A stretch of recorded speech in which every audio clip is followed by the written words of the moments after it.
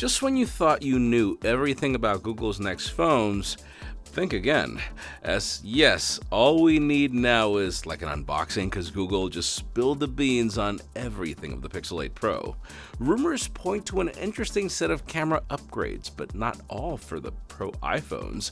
And it seems Samsung is working on another fan edition, but it's not what you think.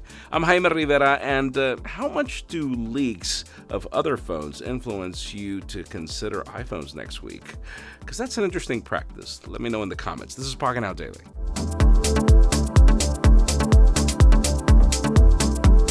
There are no official news today. Those are coming next week. But let's start the video with Apple, since Ming Chi Kuo just gave us a few updates that are both sad and kind of distant. The only reason we're covering them seriously is because it's coming from Kuo.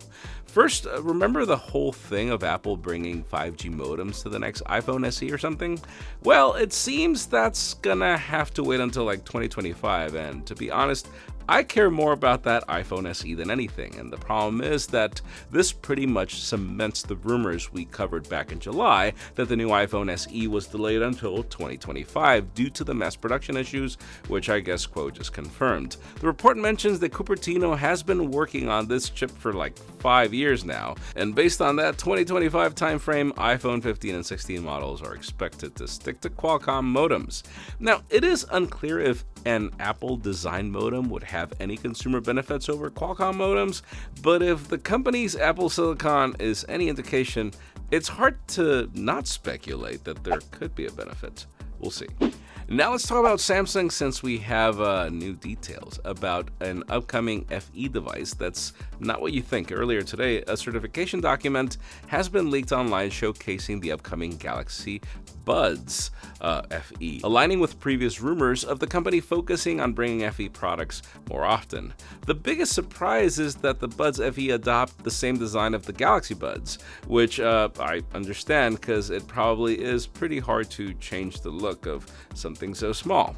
It's likely that the Galaxy Buds FE take on some sort of improvements made by Samsung within the past couple of years and implement them into tried and true designs. Now, as for the rest of the specifics, we don't really know much, or if it will come with ANC or pass through in any capacity, nor do we have any information on the driver type or size. Now, as for the pricing, we can assume that the FE variant will come in at a more reasonable price. I mean, for reference, the Galaxy Buds 2 Pro are right now for $230, Buds 2 are $150, so it could just be that these ones are $100. But yeah, for now we can only speculate, but I'm sure more information will continue to surface in the upcoming months. Finally, the release date is unknown too, but the report mentions that we can expect the earbuds sometime around February next year. Moving on, let's go back to talking about Apple, since we have a report that shares detailed information about the camera specs of the iPhone 15. Cupertino is focusing a lot on camera performance of the upcoming series, so let's start with the base models. Both the iPhone 15 and 15 Plus will get bumped to a 48 megapixel main sensor, but the report suggests that it isn't the same sensor as the current iPhone 14 Pro. Instead, both models will get a new Sony sensor that will have a stacked design, which will help reduce the readout time in low light. We actually heard about this recently. But then moving on to the Pro, it will apparently remain with the current 48 megapixel sensor that we have, but we'll get a new, better ultra-wide camera. We can also expect improvements to the telephoto camera quality, despite the possibility that it could be the same hardware. And finally, the Pro Max models get the spotlight this year, since it will be the first model to include a periscopic zoom lens that is reported to go between 5x and 10x. Analysts suggest that the company decided to make the periscope exclusive to the bigger model because of the extra space the phone has. The camera module will be noticeably larger than what's on the 15 Pro and the previous generation Pro Max. We also heard that next year's Pro models will be bigger, which will allow the periscope to fit in both models. So yeah, it seems that the Pro Max is the way to go this year. And finally, for the most interesting news today, let's talk about Google, because guess what? They just leaked the Pixel 8 once again. Don't you just love how this is happening a week before Apple's event? I mean, even Ice Universe has been all over Galaxy leaks. But anyways, this time, the flagship Pixel's listing accidentally went live on a Pixel Simulator website, providing a 360-degree look of the phone for all angles. I mean, the simulator showcased the Pixel 8 Pro in 3 colors: sky, licorice, and porcelain.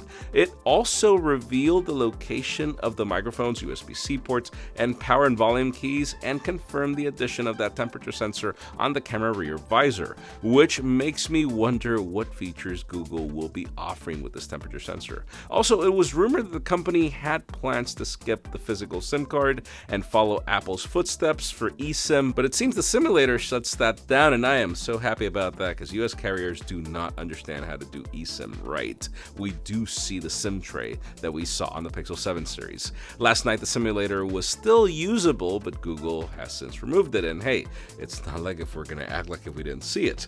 And if that's not enough spoilers for you, Evan Blass posted a Pixel 8 Pro render in the sky shade. Rumors were previously referring to this new color as sky blue. He also shared screenshots of what appeared to be the Pixel 8's home screen with different wallpapers. But anyways, in today's question, let us know, I mean, what do you think about the leaks for this Pixel 8 Pro? Because I actually like that rounded look of this device. It looks so Galaxy S23 just to play nicely. But that's just me. Leave us a comment down below. We'd love to know your opinion. Friends, again, if you want to get the news earlier, follow us on Pocketnow.com and subscribe to our channel for more videos like this one. You can also follow us on social media, so our extended coverage happens on Instagram. And follow me on my personal handles to see me ask the obvious questions. Please give this video a thumbs up if you like what you saw. I'm Jaime Rivera. Thanks so much for watching. We'll see you tomorrow.